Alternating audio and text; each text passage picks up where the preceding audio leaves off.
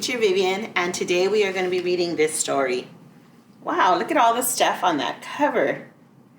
This story is called Rosie Revere, Engineer by Andrea Beaty, and the pictures are by David Roberts.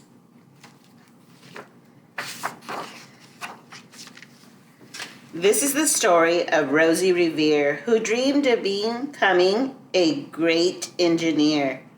In Lily Greer's classroom at Blue River Creek, young Rosie sat shyly, not daring to speak. I wonder which one is Rosie, so shy, afraid to speak.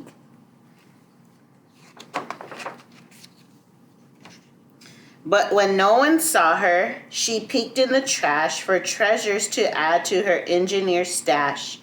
And late at night, Rosie rolled up her sleeves and built in her hideaway under the eaves. Ooh, so this was Rosie right here. And she's digging in the trash can, not for trash, but for stuff that she can use and recycle to make something.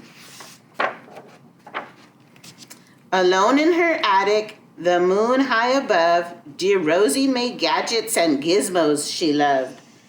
And when she grew sleepy, she hid her machines far under the bed where they'd never be seen. Whoa, that is a lot of stuff to hide under the bed. When Rosie was young, she had not been so shy. She worked with her hair swooping over her eye, and she made inventions for uncles and aunts, a hot dog dispenser, and helium pants. But here's the hot dog dispenser. I see the hot dog coming out. And there are the helium pants, just like a helium balloon, which you might get maybe for a birthday. The uncle she loved most was Zookeeper Fred. She made him a hat to keep snakes off his head. From parts of a fan and some cheddar cheese spray, which everyone knows keeps the pythons away. Here's the python. And look at that, cheese is spraying all over the place.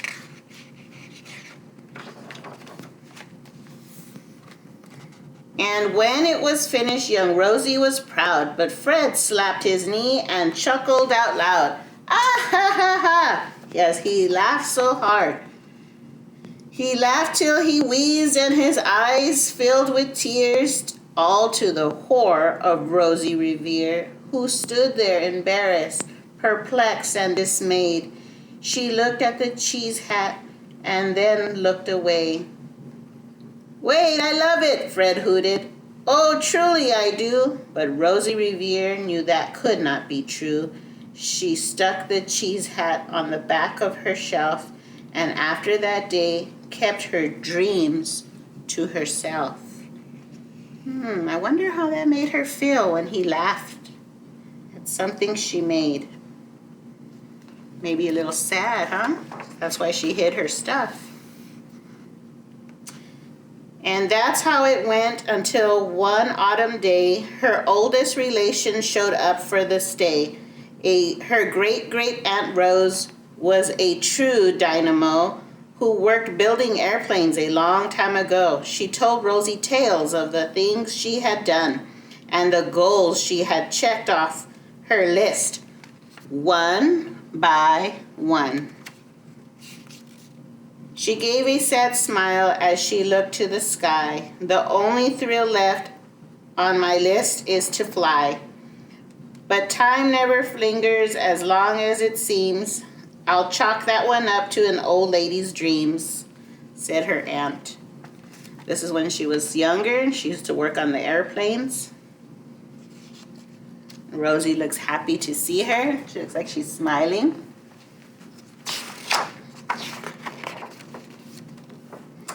That night, as Rosie lay wide-eyed in bed, a darling idea crept into her head. Could she build a gizmo to help her aunt fly? She looked at the cheese hat and said, "No, not I." But questions are tricky and some hold tight, and this one kept Rosie awake through the night.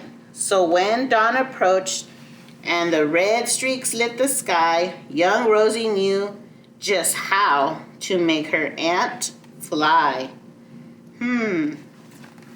I wonder what her idea is. What do you think? Look at all that stuff she's got in her room. Her gizmos and gadgets. So she worked and she worked until the day was half gone. Then hauled her cheese copter out to the lawn to give her invention a test just to see the ridiculous flop it might turn out to be.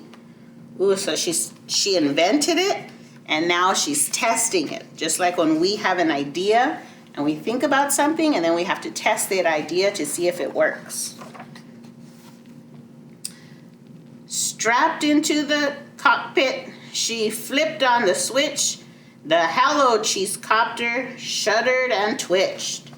It floated a moment and whirled around and around and then froze like a heartbeat and then crashed to the ground. Uh-oh. I see it whirling and twirling. Then Rosie heard laughter and turned around to see the old woman laughing and slapping her knee. She laughed till she wheezed and her eyes filled with tears, to the horror of Rosie Revere, who thought, "Oh no, never, not again. I will try to build something to sputter or spin, or build with a lever or a switch or a gear, and I will never be a great engineer," she said.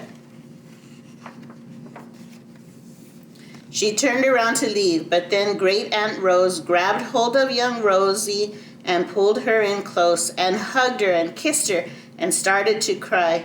"You did it! You did it! Hooray! It's perfect first try." "This is a flop. It's over. It's time for the next." Young Rosie was baffled, embarrassed, and perplexed. "I failed," she said.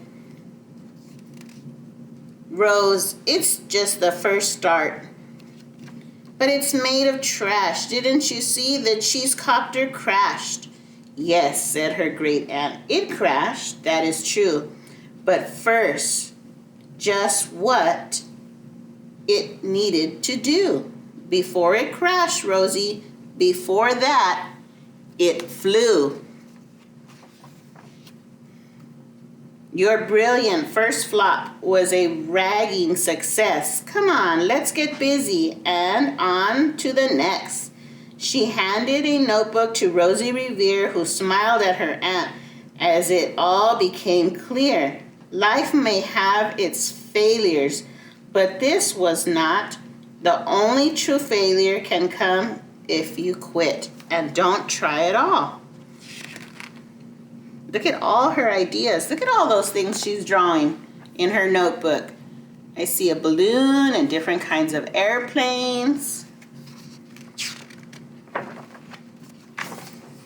They worked till the sun sneaked away to its bed. Aunt Rose tried her headscarf around Rosie's head and sent her to sleep with a smile from ear to ear to dream the bold dreams of a great engineer. Look at right here, it says, "We can do it." And they're doing it together. At Blue River Creek, all the kids in grade 2 built gizmos and gadgets and doohickeys too, which each perfect failure they all stand and cheer, but none quite as proudly as Rosie Revere. I wonder what she made. I see everybody else doing all kinds of stuff. Ooh, I think she made the cheese copter for her Aunt Rose. The end. Well, I hope you like this story and build with what you have. Perhaps there are Legos or building blocks. And what can you do maybe you don't have these. Maybe you can find some recycled items like Rosie did and see what you can make. How you can become a great engineer like Rosie Revere.